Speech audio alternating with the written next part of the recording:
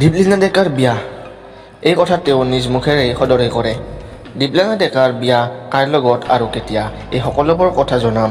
দীপলিনা ডেকাৰ মন্তব্য শুনাম। তাৰ আগত এটা ৰিকুৱেষ্ট, ভিডিঅ'টো লাইক কৰি চেনেলটো ছাবস্ক্ৰাইব কৰি দিব।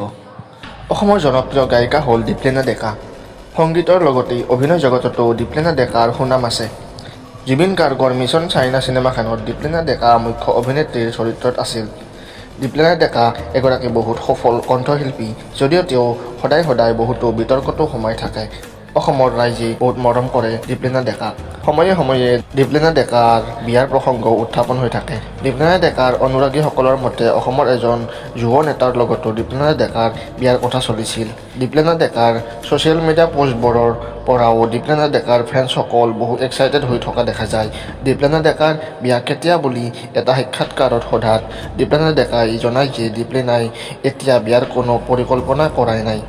দীপলিনা ডেকাৰ মাক দেউতাকে দীপলিনা ডেকাক যেতিয়াই বিয়া দিয়ে তেতিয়াই বিয়া হ'ব বুলি মন্তব্য কৰে দীপলিনা ডেকাই।